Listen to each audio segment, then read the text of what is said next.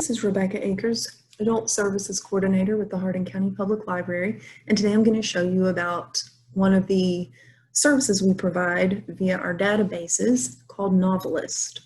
If you've ever read a book or an author and finished it and wished that you could find something similar, Novelist is something that can help you with that. First, just go to our website, hcpl.info, and you can access our databases from a couple locations. You can just scroll down on the homepage, Kentucky Virtual Library, or you can click on Adults and scroll down from there. And once you're in Kentucky Virtual Libraries, click on Databases, scroll down a bit, Novelist. If you're accessing this from within the library, you will not need a username or a password. If you're accessing it off campus, you will. And we'd be happy to provide that for you. Just give us a call or send an email and we'll give you that username and password. So within Novelist, a few things are immediately evident. You have several recommended reading lists on the left-hand margin. If you want to search based upon just a genre, like historical fiction, click on that and you'll see several subcategories so you can narrow your search. Mysteries, narrow your search there as well. You can also change the recommended reading list audience to teen, ages 9 through 12, ages 0 through 8. And you can choose, same over here in the middle, books that you're in the mood for. So if you want to choose books based upon the way you feel, incisive and witty, menacing and creepy, etc. And you as well can change the audience, teen, and when you change the age range, it also changes the moods that are available. So that's a fun way to search, just right off the bat, browse genres. But if you've read a book and you specifically want something like that, then you want to come up here to the keyword, title, author, or series search. So if it was an author, you can type that in. If it's a specific title, you can type that in. I'm going to choose author, and I'm just going to choose one that I've read recently, Jenny Colgan.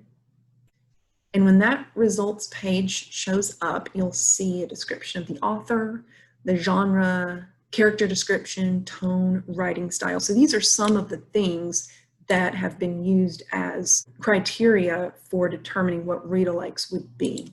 Look over here on the right-hand margin and we automatically have some authors that are going to provide read-alikes for Jenny Colgan, Tricia Ashley, Veronica Henry, etc.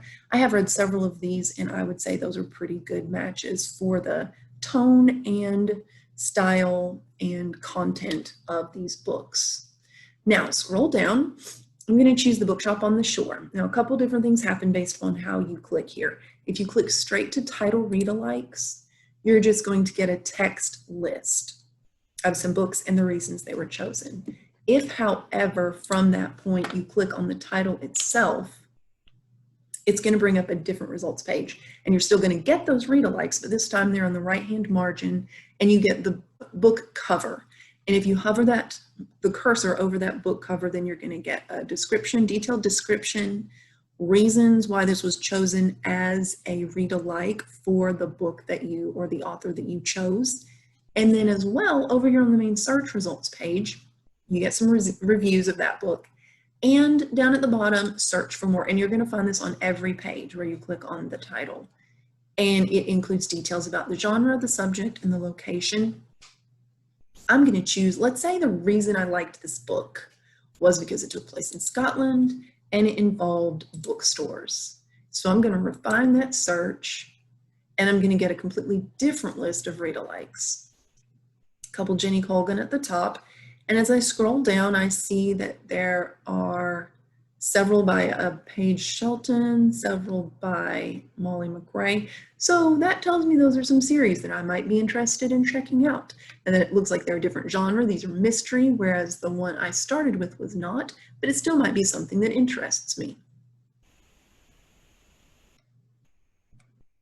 When you get to this point in your search, over on the left-hand margin, you're going to see several search criteria. And when you click on those, you have some options for further searching. Now, these criteria are specific to the titles that you have already indicated an interest in. So characters, likable, well-developed, quirky, storyline, intricately plotted, plot-driven, pace, intensifying, leisurely paced. So you can refine even further based upon these criteria, particularly if there is a specific criteria that led to you enjoying one particular book, so you can find that same criteria in another book, richly detailed. Okay, so some really nice ways of being able to refine your searches and locate some materials that could be a good place, a good starting point anyway, for you to locate some read-alikes and hopefully something that you will enjoy. One last thing, once you have come up with a list, okay, we'll go with this one since it's right in front of me. Let's say you have a list of some books you'd like to see if they are available through the library or through our ebooks on Overdrive. So the Stolen Letter. I'm going to see if we have that in the library catalog. So go back to the web page, click catalog, and Stolen Letter. Okay, now I have an option here of choosing. If I just click here, it's going to bring me to everything. Or if I just am interested in ebooks, then I can go and click on Overdrive. So let's see what's available on Overdrive. It looks like that one is not, so that's a good thing to know. I go to catalog though, and I can see that it is actually available in the library. It's checked out right now, but it is available in our physical collection. So that's something that if I wanted to, I could place a reserve and reserve that book.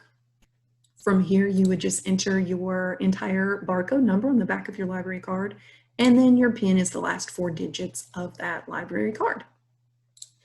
So I hope that those are some nice things for you to play around with and explore and have fun finding some new things to read.